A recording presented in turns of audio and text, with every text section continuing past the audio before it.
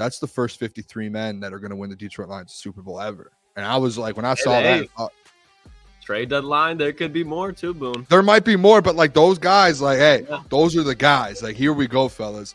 And I want to pull this up, and what we'll do is we're going to break down we're going to break everything down throughout the show, and we're going to split it all up. But just for people kind of who don't know and who are tuning in to get the information today, this is the announcement and all the cuts that were made. So if you guys I saw some people actually already asking in the chat, did Booner lose his pizza bet? We'll find out here. So obviously the Lions, they made all of their cuts. They went down to 53. They actually are down to 52 guys. So they still have an open roster spot, even with the Tim Patrick news. But placed on reserve, Christian Mahogany. IR, this is a big one, and we'll talk about it in a little bit. But Broderick Martin was placed on the IR with Emmanuel Mosley as well. So they can't return for a minimum of 4 games. David Bata, I hope I pronounced that right, was waived for injury. I'm not going to name all these guys, but I'll just name the main ones. Darius Fountain. Yeah, Darius Fountain was released. If you keep going down the line, Tom Kennedy released. CJ Moore, safety, who was fighting for a spot, he was released. Kyle Pecco. We'll talk about that a little later. Yeah, that was Klotz, shocking, right? Or no? I mean, this is, I think we'll get into it, but I think there's a reason for this because this is shocking. Yeah. We thought this was a guy to make the roster because you didn't see him in preseason game. You've heard him making plays in training camp, and he's linked to Terrell Williams. So Kyle Pecco, he was a guy that Lions fans are like, okay, we're not seeing much out of him preseason. He's probably going to bring some juice in the regular season, and he's apparently not on the roster. It's wild to me. We'll just say it real quick with the Kyle Pecco stuff because we'll talk about it more in depth. But he didn't play in all preseason games because the Lions basically, and it felt like this is kind of the vibe and the thing that I read was Kyle Pecco. They felt like, and they kept telling him, "Hey, you're on the roster. You're safe. You're safe. You're safe." I think what's going to happen though, and I don't know if you guys saw this, the commish was on the 53 man. And essentially what's going to happen is tomorrow the commish will be put on IR. I think they had to wait a day. I don't know the exact rules. There's probably people in the chat, but I was just reading about it a little bit, and we could actually, we could ask Mike Payton or the doc about that tonight. But I do believe tomorrow Kyle Pecco will get put back on the roster. It was just more so they have to wait for the commish to get put on IR. So there's just that. I hope Kyle Pecco. That would be, imagine that move. I mean, and Dan Campbell and Brad always do business right. Imagine just being like, you don't have to play, you're set, and then they just like, you're gone. That'd be nuts. I wonder if that's why. So I'm assuming a lot of people in the chat are saying it too. I'm assuming he returns. I wonder if that's why they didn't play him in the preseason game, so he didn't show out. You know what I mean? Didn't get interest from other teams. That's true, actually. Yeah, and they just kind of they knew. I think a guy like him, though, I don't think he goes through waivers, even though he's released. I think he's a guy you could just, have the conversation. Hey, we want you back. We just need to make room. And he's probably okay with that, especially because he's a vet. Donovan Peoples-Jones, though, in the next one here, Nate Sudfeld, we'll get into that. We'll do wide receivers. Even if it's temporarily. I don't give a fuck. Yeah, Nate, that is gone. I'm not going to lie. I was very happy to be able to tweet that one out today. I was pumped. Yeah. I was like, here we go, boys. Felt freeing. It did. Matty Betts, Boone. Matty Betts, I know. So the waived group here, this is the guys that are four seasons or lower. Mitchell Agude, who was fighting for the edge spot. Maurice Alexander, Klotz, I'm sorry, brother. Matty Betts. I put out on Twitter today, I said fan favorite Matty Betts. I had people pushing back on me on fan favorite Matty. I did. He was a fan favorite. He was not a fan favorite to me. There was 2 sections of the Matthew Betts tenure in Detroit. Exactly. Okay, fandom wise. There was the people that saw his CFL highlights and they could be like, this is the guy. And then there was people that saw like, hey, this dude's 29. He's had his shot in the NFL before and got absolutely cooked. He went to the CFL, had some success. Happy for him. But to be able to solve a depth for a Super Bowl caliber roster, no way. No way, no how. That's fair. Keeping down the line here, Duke Clemens, I think it was UDFA. He didn't make it. Caden Davis out. Scott Daly obviously lost the long snap battle. You guys know I'm a long snap king. I love long snapping. He lost that battle. Jake Fromm waived. Jake Funk waived. Stephen Gilmore, Jeff's guy. Yeah, shout out Jake Funk. He will probably get brought back. I'm a little sad about the Stephen Gilmore one too. Stephen Gilmore, yeah, he was a fan favorite too. Everyone loved him. People loved Stephen Gilmore. Who else do we have here? Jamar Jefferson gone. Zonovan Knight gone. James Mitchell, he is out. Obviously, Zylstra got waived as well yesterday. Chris Smith, Isaac Ukwu, boys. That's the one that really hurts me. Yeah. That's the one that probably you didn't want to see go. It was because that's what made James Houston so tough, I think, for Dan Campbell. But I think James Houston stepping up the way he did back at the defensive end spot. And I think it just goes back to, okay, let's say James Houston wasn't on the Detroit Lions. James Houston was playing for the making up a team, Cleveland Browns. The Cleveland Browns release him. Everyone in Detroit would be pounding the table to bring in James Houston. So that's what I think Brad and Dan are kind of like thinking about right now is they don't have the solution opposite of Hutch at the depth spot right now. Marcus Davenport isn't even necessarily a solution because of the injury worries. But if you were going to go out and get a guy, James Houston getting to the passer, he's probably going to be the best available at that tier, the guys that are going to be released. I agree. I kind of told Boone before the show, obviously, I don't think any of the guys that got cut on the defensive line were going to move the needle that much. So that's why seeing if James Houston would have gotten cut, that would have been so disappointing to me because we know how much impact he can make in getting to the quarterback and how much we missed him last year. So, I mean, I know he wasn't playing the greatest throughout camp and throughout preseason when he had a shot, but he made some noise that last game, and it would just been really disappointing to me to not see him get another shot, you know, with this fully loaded defensive line. So I'm most happy that we got James Houston back. Yeah, the edge group, obviously, we'll just put it out there. We already know I lost, if anyone's new here. And by the way, too, if you're new watching, we have 300 people watching right now. Make sure you guys hit the like button and subscribe to the channel. We're missing Jeff today. He's out. He's without power because of this crazy storm, but he'll be back tomorrow. So make sure you guys subscribe and like. But I had made the bet with Jeff that Matthew Betts, and the Matthew Betts bet was like a month ago. It was so long ago. And then I doubled down when Matthew Betts was struggling. I said, hey, I think instead of Betts, I think Uku makes this team. So we doubled down, and it basically double or nothing with 2 pizzas on the line, and both of them just didn't make the roster today. So I owe Jeff 2 pizzas, sadly, which is brutal. All right, Booner. Hey, missed there. Start out college football season 1-0. You're not going to hit every time, Boone. Got to take. No, hey, I started college. I did start college football season off 4-1 on Saturday. So I'll take 4-1. 4-1. So we got this though, boys. Breaking news here: the Detroit Lions. They are signing. We talked about it yesterday on the show, and we went off about it, about how we needed to add another wide receiver to this team. And they are signing former Broncos wide receiver Tim Patrick, who obviously he had 2 injuries, fellas. He had the Achilles and then an ACL injury for the back-to-back seasons. But before that, like 750 yards both seasons, 5+ touchdowns. Like the guy can play. I'll just say this before I let you fellas go. There are a lot of people in the comments and stuff on Twitter and on YouTube and everywhere like, I don't know about this because he's coming off the injuries. You don't need him to put up the 705 touchdowns that you were asking him to do, that he did 2 years ago. You need him to come in here and get you 300 or 400 yards, be a red zone threat, use that 6'4" body, and go out there and go up and get a couple balls for Jared Goff. Be what DJ Chark was 2 years ago. Like go out there and do that. You just need 300 or 400 yards a game here and there to make a play, go get some touchdowns. Like, I think this is a great signing. And by the way, too, he's joining as the practice squad initially. If no one saw that, he's going to be on the practice squad and then work his way up. I'm sure by week 1 he will be elevated, but they still have 52 spots because he's going to be on the practice squad. What do you fellas think about this? I know, Klotz, you're a big Tim Patrick guy. Tim Patrick, he was exactly what the Detroit Lions need. And I don't think he's going to be better than Josh Reynolds because I think Josh Reynolds still has a little bit more burst. But what Josh Reynolds left with in Denver, Tim Patrick is bringing back with him in Denver. Tim Patrick, he is going to be one of the most reliable targets on this team. He's not going to get the most targets in the team by any means, but when the ball's thrown to him, he's going to catch it. 123 straight targets. When Tim Patrick was in Denver, he caught 123 straight balls, 100 for 23 for 123. When it's thrown in his radius, he catches it. During that time, he had the most sure hands in the NFL. And when you look at where he really excels is in the red zone because he's a physical wide receiver that can go up and get a jump ball. I don't think he's necessarily going to be stretching the vertical deep down the field, but that's why you have Jamison Williams. So he's a perfect complement to what this offense needs. To your point, Booner, he's not going to go out and get 700 yards. But Tim Patrick is your wide receiver 4, 3, however you want to look at it, as your X guy. He's going to get you about 300-400 yards. And so I think that's why it's exactly what the Lions need because it's going to be dirt cheap and it's going to be another Brad Steele. Yeah, and obviously you kind of already brought it up, Boone, how the people are feeling. And honestly, I feel the same way. I would have definitely preferred a healthier wide receiver. But like to Lucas's point, this is a true X wide receiver. We know what he's going to bring, and we're not going to ask too much out of him. 300 to 400 yards playing at the wide receiver 4. But I just have a question for you guys. I mean, I think Tim Patrick will be fine, and they still even may go out and make some more additions to this room to kind of make it more secure.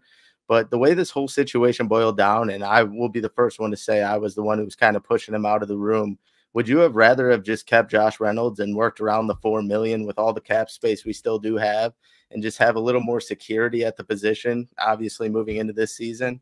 I know they kind of wanted to tear the Band-Aid off and just let him go, but I mean, all the hecticness that they've gone through with this wide receiver position, and there's just still a lot of question marks. And obviously we hope Tim Patrick works out. We know what type of player he is when he is healthy, but I don't know if I still have that much confidence in these guys right as of now.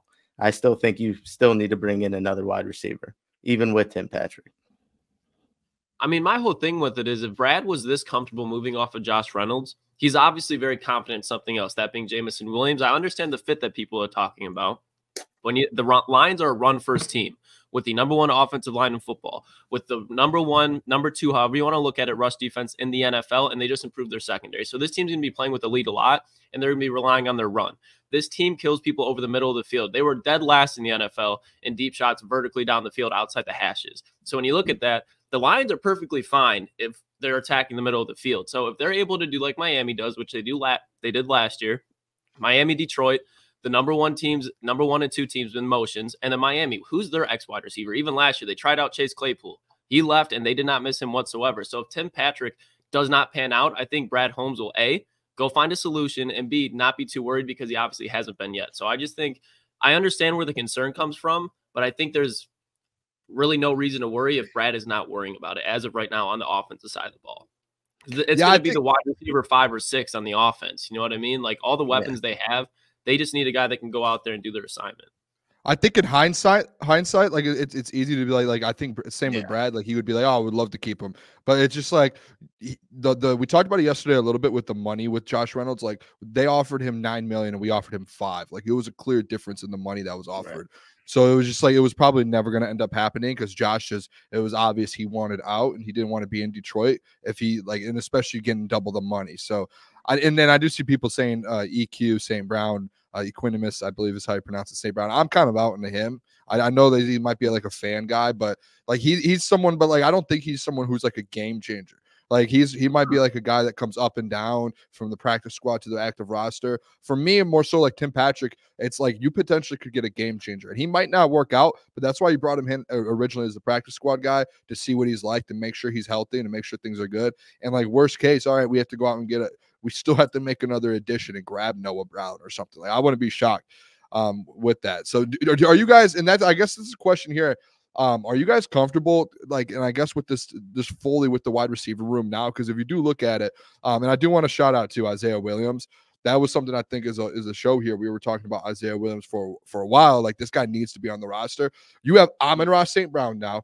You have Khalif Raymond, Jameson Williams, Isaiah Williams, and Tim Patrick. That's your 5 that you're rolling with essentially this season. Like for me, it feels like that back end, Brad, this isn't what he was expecting. Like you patched up a UDFA guy. And when I say patched up, like this doesn't mean it's a bad thing. Like I don't think like patching is a bad thing, but losing Josh Reynolds and you like didn't draft anyone in the first couple rounds. You didn't really go out and get any big free agents. You have a UDFA guy that now has made the roster in that wide receiver room. And you had to go get a guy coming off 2 years of injury that didn't make make the Denver Broncos. And that's your back end. Like I know you guys in Klotz, I know you're like, well, the back end's not as important. Well, like 300 or 400 yards here and there when a guy goes down, to me, is like filling patches throughout the season when guys get hurt. You need someone to step up. And like that feels like maybe Brad knew he messed up a little and now he's trying to fill it in, which that's his job to do. Like if you don't have the roster, you don't have the position, like the right guys at those positions, you have to find a way. And he did it with Tim Patrick. So I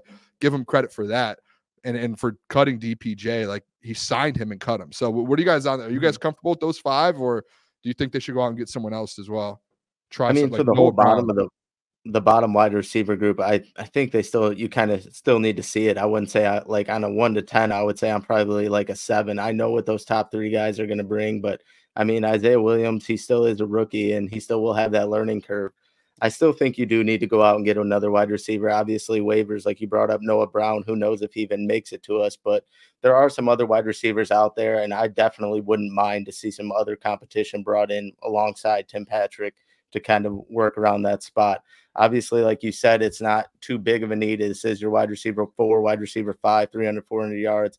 But if you had a guy out there that you can trust and whatnot when someone goes down, I think that's obviously going to be favorable for your Super Bowl run. So I do still think they need to keep their eyes open with the position and maybe, bring in one of these guys that are cut off waivers. Like we brought up Houston so many times, how many great wide receivers. I see someone brought it up in the chat. They have so many guys that are going to be hitting waivers. I think it would be wrong to at least and not entertain the wide receiver position moving forward.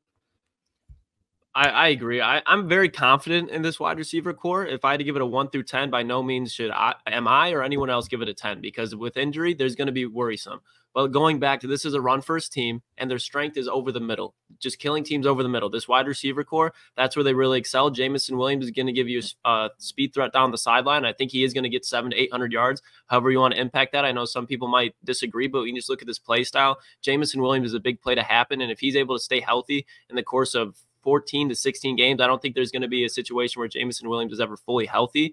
But with him added on there, I mean, if you're really going to be nitpicking the depth of this roster when it comes to the wide receiver core, I get it. But when you look at all the tools this team has, the wide receiver core, I think, is very, very solid. I would give it like a 9. Like if they add a wide receiver 6, if they go out and get a Noah Brown, that's great. But if they just go bring in a practice squad guy and elevate him, that's fine, because this team has so many weapons that stressing over the back end of the wide receiver core is just not something I'm doing right now. I understand it could be in the future, but I just think they're able to overcome that with the amount of talent they have. Yeah, I mean, I guess just for me, it's just more so like, hey, like if there's obvious problems in this wide receiver room and outside of your top 3 guys, like it's just like that's what, like, we know this. It's the elephant in the room. Like, hey, you haven't been able to figure out this wide receiver room outside of Khalif and Jamo and Amon-Ra. And I know those are great gets that he's gotten, but it's just more so it's like, hey, I feel like for me, why not still bring in a Noah Brown? Like, hey, if Patrick is a practice squad guy and Noah Brown's willing to say, hey, I'll come in and right away, I want to be your 4th guy. All right, we'll bring him in, and then you can cut Patrick Brown. Like you can make those moves. Or Tim Patrick, I apologize. Patrick Brown. I just put both of those names together. Hey, what a name, though. How about that? It sounds like a real name. But you see what I'm saying? It's just like, hey, if you can patch this up and find a way, and I get it. Like, there's people out there who think that this wide receiver core is perfect now and you don't need to do it. Okay, but guess what? Patrick he's coming off 2 years of injury. So what if he doesn't work out? Then you have to go out there mid-season or a couple weeks into the season and get someone else, when right now you can go get a Noah Brown still. You can patch this thing up right now. And that's my mindset a little bit with it. I just think, like, I would have rather had Noah Brown than Tim Patrick personally. I think Noah Brown's a better player. I think he would have been a way better fit on this Lions offense. Obviously, like, you can't always get what you want, but personally, I would rather sat there and say, hey, Brad, let's go after Noah Brown here. Let's go pay him the money. I don't know what the price looks like for Tim Patrick, but give me Noah Brown over Tim Patrick. I'm excited to see what he brings, though. Did you guys? All right, let's just transition to this, because this seems like the biggest topic outside of the wide receiver room, the quarterback situation here. Obviously, the Detroit Lions released quarterback Nate Sudfeld, and that essentially sets it up to where, and as much as Dan Campbell was saying and trying to cover the tracks up throughout the week, Hendon Hooker is your QB2. And I'll say this. I tried, and I know people are like, oh, Booner, you're Nate. I'm not. I hate Nate Sudfeld. Nate Sudfeld is not a good quarterback. But I tried to warn the boys. I said, hey, he is going to get cut, and he will get put back on the practice squad. The only caveat that I brought up, and I'm still with this, Klotzy, and I think you might be on this as well. There are a lot of quarterbacks today that got released from their teams. Quarterbacks that are QB2s throughout the NFL. Them releasing Nate Sudfeld, just sit there and patiently wait until, like, Nate Sudfeld and Jake Fromm, I'm not guaranteeing they're on the practice squad. I will not guarantee it, because I think there's still an opportunity. This team has 52 players on this roster when you have 53 to go. They're still looking around for one more position to fill. I would not be shocked if they go, hey, let's go get Bailey Zappi, and let's run with Bailey Zappi, Hendon Hooker, and Jared Goff for the year, and we'll just get rid of Nate Sudfeld and Jake Fromm. Like, that's where my mind kind of rolls to. I don't know where you guys are at with this, but I just think there's enough quarterbacks out there that got released today that you can upgrade this room without having to pay money and be like, hey, come with us, come win a Super Bowl with us, help develop Hendon Hooker, and help work with Jared Goff, and we'll help you out with your career going forward.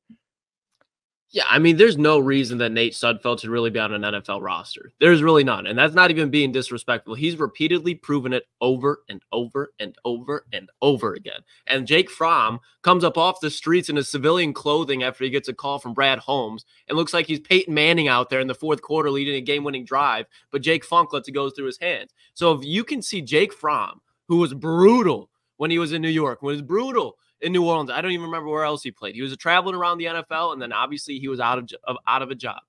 Comes up to Detroit, practices in 1 week, and without even knowing the playbook, which is Nate Sudfeld's strength and why people love him here. That's not a shot, Booner. That's just why they keep him around here. It's like, give me a break. If you can, Desmond Ridder at the bare minimum. I mean, he just got released from Arizona. Desmond Ridder was a guy that at least could play games. You've seen him play games. He's won some. It's not a guy that's going to be breaking the mold for you, but I think Desmond Ridder compared to Nate Sudfeld, there's about 10 levels there, and it's a wide gap. So Nate Sudfeld, pleasure doing business with you, sir. I hope Nate Sudfeld never steps foot in Allen Park ever again. And that's not just – that's as a football player. I don't diss a human being, but my God, he needs to hang up the cleats. Go with the J.T. Barrett route. Look at J.T. Barrett. J.T. Barrett realized he wasn't cut in the NFL like that. Was great in college at Ohio State, and then he gets to the Saints – and realizes, I'm really not like that. I need to just go coach. And now he's coaching Jared Goff. And he's about to go get a Super Bowl ring while Nate Sudfeld's getting released. So, Nate Sudfeld, take the JT Barrett path. Thank you for your time in Detroit. I hope that's what it is. Yeah, and I do kind of agree with Boone. I feel like we will see one of those guys end up going to the practice squad. We will end up keeping one of them. I pray to God it's not Sudfeld. I just don't know if they will go out there and explore and get like another young quarterback like Bailey Zappi. I think if they go out there and they do bring another backup in outside of those two guys going from the practice squad, I think they'll kind of go out there and get like another Teddy or some sort of quarterback that can work with Hendon. I just don't think he's going to get that type of learning from, obviously Sudfeld or Jake Fromm. So I could see them going out and getting a guy similar to Teddy that can kind of, teach Hendon in the meantime. But I pray to God, like you said, Lucas, I hope we do not see Sudfeld again.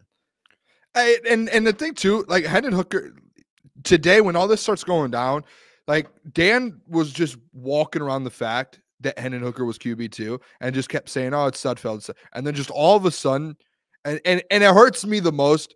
It kills me the most because I'm the one, and maybe I shouldn't. I'm the one that puts all of my trust into Dan Campbell. Anything that Dan Campbell says is the gospel to me. I hear Dan Campbell in the press conference. There's no way this guy lies to us.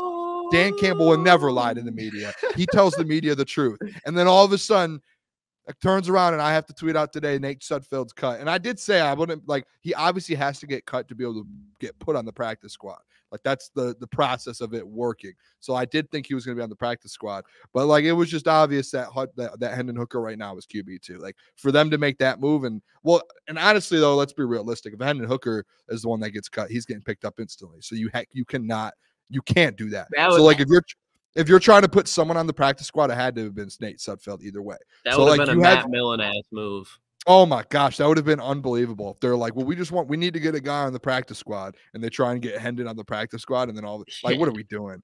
Like, no, I do trust Dan Campbell with everything. It's just like he can't tell you he can't tell you. Hey, Boone, but yeah, exactly. There's other teams watching. Matt LaFleur, he's trying to figure out how Dan Campbell's already better than him, and his eyebrows that he takes so much time on. Why they haven't equated to being better than Dan Campbell yet? They take notes. Kevin O'Connell, going to be a great coach one day. He probably already is, but he's taking notes. Matt Eberflus, he's counting his days, but he's trying to be like Dan Campbell, but he knows his days are numbered. So there's other eyes watching. But I don't think no one in the NFL could be like Dan Campbell. Let's just let that know. No one. He's one of a kind. All right, let's. We don't even want to talk about quarterbacks. Real quick before we move off this, let me find the comment by Jeff. But it was. I think he was cooking here. Jeff said, I can't even find it. Whatever. But he said instead of calling people ass from now on, we call them Sudfelds. Here, right? Yeah, that's all right. That's all right. There we go. Good one, Jeff. You can use it if you don't. I think it's a great move, a great marketing move. I like it, Jeff, Your power is Sudfeld. All right, there we go. I used it. You guys like how I used that? No? No. All right. Thanks, boys. Oh, your power. Oh, gotcha. I thought you were saying that's why the Sudfeld thing doesn't work. Well, you use it when talking about a player here, Boone. Oh, well, I used to talking about his power. All right, let's transition over to the defensive line here. The defensive line probably was the other position group that was like there was only a couple quarterback or position battles. It was like the quarterback 2 position that people were talking about, the wide receivers, and then probably the edge group. And this is the defensive line that the Detroit Lions ended up running with on the 53-man. Obviously, you have Marcus Davenport, you have Josh Pascal, John Kaminsky, the commish again tomorrow. The commish probably will get put on IR tomorrow. Yep. Just so the people know. He made the initial roster, but it's just so that he's able to be back in action at some point this season, or they would have put him on it this year if he was out for the year, or today if he was out for the year. Ali McNeil, DJ Reader, Levi O, shout out Levi O, Mekhi Wingo, Aiden Hutchinson, and James Houston. Couple guys left off. Obviously, Kyle Peko. We already spoke about that a little bit. Mitchell Agude got waived as well. Isaac Ukwu got waived, and Matthew Betts. Those are kind of the main ones that I think were a little more shocking. I do think this, and I'll start with this, fellas. I lost some bets on the edge group. I thought Isaac Ukwu was going to make the team. I am a little shocked, and I don't know where people are at with this. If you go look at other position groups on this Lions team, they kept 6 linebackers, they kept 5 safeties, and they went short on edge rushers. And I personally, I talked about it on the show yesterday. The edge is the most important and was the worst position on your team last season. And this was outside of corner. Thank you. But this was like, you need to figure out the edge position going into this year. Last year, you had the whole experiment with the Quoras. You had the whole experiment saying, hey, these guys can come back and play well. We have faith in them. And it didn't happen. And then today, I'm going to just say this. The only thing that truly, truly shocked me on this Lions roster reveal was the edge group. They essentially only ended up keeping 4 edges at the end of the day. That was it. Marcus Davenport, if you want to say Josh Pascal, Aiden Hutchinson, and James Houston. Those were the edges that were kept on your football team today.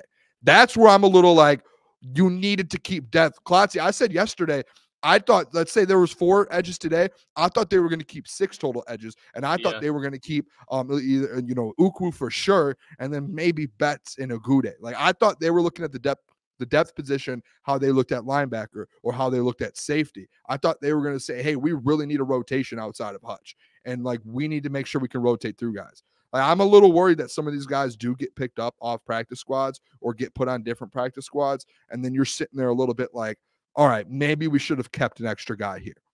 That's just where I'm at with it. Like, I do feel like Neiman got kept in the linebacking room. Like, I feel like maybe he did have a good preseason, but maybe you could have parted ways because you're so deep in that position.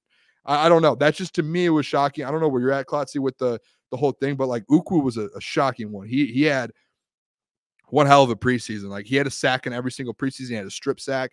Like, he was out there, and he was out there. He showed out. Like, you can't do much more than what Isaac Ukwu did to make the roster. So that's where I'm a little like, I'm shocked at the way they made that move. And maybe, Klotz, I apologize, but maybe they do feel like maybe they're sitting there and they're like, we've already spoken around the league. Yeah, and we're like, he's coming back on the practice squad no matter what. Maybe they're like, he's coming back no matter what. But like, when I saw that, 4 edges at a position group that you struggled with last year, that was the only thing this offseason. I looked at Brad, and obviously the corners, but I looked at Klotz, I was saying this back in October. Yeah. The edge group needs to get fixed this offseason. And to me, as of now, I'm sitting there question mark outside of Hutch. Yeah, Boone, I know you were sitting there thinking this is a disaster, but honestly, let's look at it because there's four defensive ends there, but they have so many tweeners that they can rotate around. Where I was really surprised that, to your point, like I thought Ukwu, outside of Kyle Peko, was the most shocking release because he, in my opinion, defensively was the biggest standout, and it was consistent. He had a sack or a forced fumble in every preseason game, and he resembles a lot of what James Houston is. So you think that would be nice to keep him around in case James Houston, which I don't think is going to happen, falls off the face of the earth, but putting him back at defensive end, I think we're going to get a good version of James Houston. But James Houston is a guy that had a big injury last year. So if he struggles, you have a guy like Isaac Ukwu. To your point, Hopefully he clears the waivers, but I don't think that's going to happen just because, like I just said, he had a sack in every preseason game. But what I'm questioning is, not in a bad way, I'm just honestly like confused, is when I look at that linebacker room, because I think 5 linebackers is more than enough. And you have Alex Anzalone, Jack Campbell, Derek Barnes, Malcolm Rodriguez, and Jalen Reeves-Maybin. And I think that's a squad. If you look at how deep they are at safety too, like you can put Iffy down in a safety hybrid linebacker type of thing. So I was really surprised when I saw that. But it goes back to the thing where, okay, if they think that the wide receiver room's set, there's 52 spots on this roster, they bring back Isaac Ukwu, or is Brad like, okay, we need to go out waivers and get another guy? So I don't think that this defensive line room is set yet, in my opinion, just because it is the weakest point on the defense right now. Brad realizes that, but let's say this is the defensive line room. I do have confidence in it, and a huge reason why, and a man that proved me wrong, Boone, and you were telling me, like, we need to wait and see, is Levi Onwuzurike. And I think with what Levi has done this offseason, I think they're going to have so much pressure coming from the inside that Aiden Hutchinson, he's going to be game-wrecking. Marcus Davenport is just going to be doing one-on-ones. And he's not going to be winning them every time. But I think Marcus Davenport's a guy that can get you 6 sacks. I think James Houston, a guy that can get you 5 sacks. That totaled us to 11 sacks. And I know that's not what people want. You'd rather have a guy that can just go out there and get you 11 sacks. Well, the fact of the matter is you don't have that. So this defensive line room right now, when you look at the interior, DJ Reader, Aleem McNeil, you have Mekhi Wingo you just drafted. Now you have Levi Onwuzurike, who's about to be on what we think and we expect to be, there's no reason not to, the best season that we expect out of him. And he's a 2nd-round pick, and it looks like he's going to be playing like a 2nd-round pick. So when you look at that, it's a little shaky, Boone. But we got to remember, this is at the bottom of it. Aaron Glenn, he's been working without talent, basically, especially in the secondary, his whole career. If there comes an issue at that rotation, I think Aaron Glenn, that is a guy that will struggle sometimes, but he does know how to adjust and put this team in a winning spot defensively. So I'm all right with it. I'm all right with it. I will say that Ukwu was a very shocking cut, though. That's just a guy that I don't know how you cut. It's a tough decision. That's one of those guys where it's just where Dan, Brad, they're probably sitting down. They're like, we don't want to do this, but we just have to. And that's just the way the NFL is. So it was a shocking move, but I'm confident in this defensive line. Yeah, I think there was just like when you're looking at it, like just around the whole roster as a whole, and you're just like for at least for me, it's just I feel like there's a way you could fit Isaac Ukwu in. I did see someone say Neiman is a special teams guy. Like, guys, like this defensive line needs to step up. I don't know, like what happens if knock on wood. You guys hear that? Knock on some wood that Marcus Davenport doesn't get injured all year. But guess what his career tells you? Marcus Davenport gets injured. He was injured through training camp for times. So it's like you need guys behind him. You need guys behind Hutch. You need a guy behind James Houston. You need depth. And for me, it's like you want to keep your best players on this roster, and you don't want an Ukwu to get picked up by a different roster. Like, that's, to me, one of those guys that is your depth piece. Like, Ukwu was better than Agude and Betts. That by a margin, a good margin. Yeah. So, like, you're sitting there and you're like, all right, this guy performed. He's a young kid that can develop into something. Like, keep him on the roster. You have depth. Maybe find a spot somewhere in this roster where you know for sure a guy's not going to get picked up, and you can bring a guy back on the practice squad. Because to me, in the next 24 hours, I'm sitting there shaking and I'm sweating, making sure Ukwu. And I'm going to ask Mike Payton or the doc tonight what they think if Ukwu gets picked up, because to me, that's like a guy who performs in the offseason, a lower level team like the Panthers or the Cardinals or some of these teams who are just looking to build. Even a team like the Ravens, Boone, who just having a rotation. Yes, but that's the thing. Like a defense like the Ravens always has depth at that spot. Like, to me, the secondary in the corners, you got Terrion Arnold, you got Ennis Rakestraw and Amik Robinson. I feel like I'm yelling, I'm getting mad, and today's not a bad day. It's reasonable. Brad Cook today, but that's it for me. Like, it's just the biggest part of your defense is an edge room. My bad, Klotz, is an edge room. Like, you need to get after the quarterback, and you cannot have guys go down. And I know there are guys who are very versatile. That was a big one to me, though. Like, that the edge group to me was the biggest one that stood out. Because wide receiver, listen, you just went and got Tim Patrick. You could go out and get Noah Brown. You can go make moves. Like, same with any other position group. Like, you're able to kind of figure out things there.